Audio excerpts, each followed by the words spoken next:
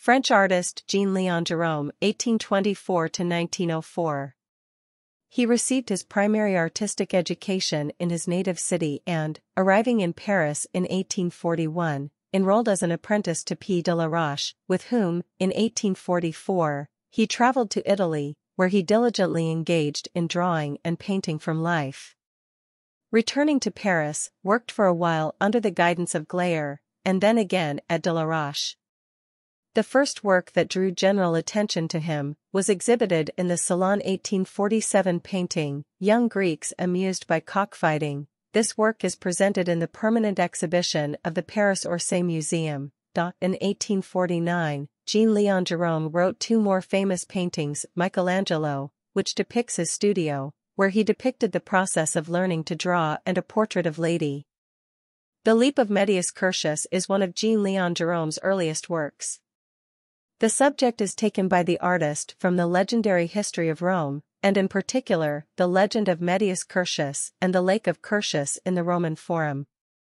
It was followed by Anacreon, forcing to dance Bacchus and Cupid, 1848, and Greek Lupanar, 1851, a scene in which already clearly expressed one of the main features of the versatile talent of the painter, namely, his ability to soften the seductiveness of the plot, strict processing of forms, and as if cold attitude to what can excite the viewer's sensuality. A similarly ambiguous painting by Jerome appeared in the Salon of 1853 under the innocent title Idol. All these reproductions of ancient Greek life, thanks to the originality of the artist's view of it and the mastery of his technique, made him the leader of a special group among French painters, a group of so-called Neo-Greek. Written by him in 1855 painting Age of Augustus, with life-size figures, can only be regarded as an unsuccessful excursion into the field of historical painting in the strict sense of the word. An incomparably greater success had Russian soldiers singers, a scene painted from sketches made during a trip Jerome, in 1854, through Russia to Moldavia. In 1852, Jean-Léon Jerome received a government commission for a large painting on a historical theme, the domination of Augustus. In this canvas, he combines the story of the birth of Christ with the conquered nations honoring Augustus. At the top of the painting, Augustus sits in front of a Roman temple and touches the shoulder of a man personified as Rome. Surrounding him are scholars and statesmen, while foreign tribes gather below.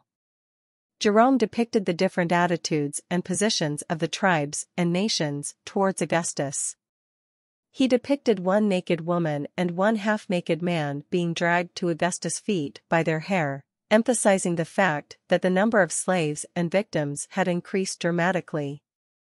Some people look at Augustus with curiosity, others are saddened, but as always, there are those who try to catch Augustus' eye, expressing jubilation. The image of angels above the head of someone with a palm branch and a wreath in the period of Jean-Léon Jerome's work meant, first of all, an imminent demise. Here, too, the artist emphasized the same thing. In this painting, as in all of Jerome's creative works, the storyline is expressed not in the depicted moment of the event, but in what will come later. The temple of Zeus will collapse, Rome will fall, Augustus awaits his imminent demise. In preparation for this great work, Jean-Léon Jerome traveled, trying to visit the entire former empire of Augustus to find all the relevant ethnic types of people, depicting the different peoples of the ancient world in his painting. The nativity scene in the foreground illustrates the moment of the coincidence of time and the coming of the one who became greater for the whole world and the one who was worshipped willingly. When the supremacy of Augustus, birth of Christ, was shown at the 1855 Salon exhibition, his skill and diligence in depicting the various nations, specifically their typical representatives and dress of the period, led many to mark this painting as a significant historical work by the artist Jean-Léon Jerome. Having acquired a taste for Oriental travel, after visiting Turkey in 1855 to sketch for a large official commission, Jean-Léon Jerome was soon able to visit Egypt in preparation for the Salon of 1857, in which his painting of the Egyptian subject Memnon and Sesostris was shown for the first time. In 1856, the artist Jean-Léon Jerome painted Memnon and Sesostris.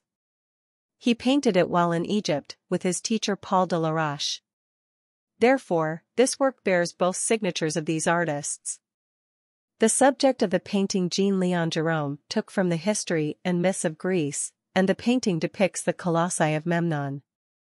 The Colossi of Memnon, actually Amenhotep III, local Arabic name El-Khalasat, or Es-Salamat, are two massive stone statues of the pharaoh Amenhotep III. They have stood for the last 3,400 years in the necropolis of the city of Thebes, on the other side of the Nile River from the modern city of Luxor.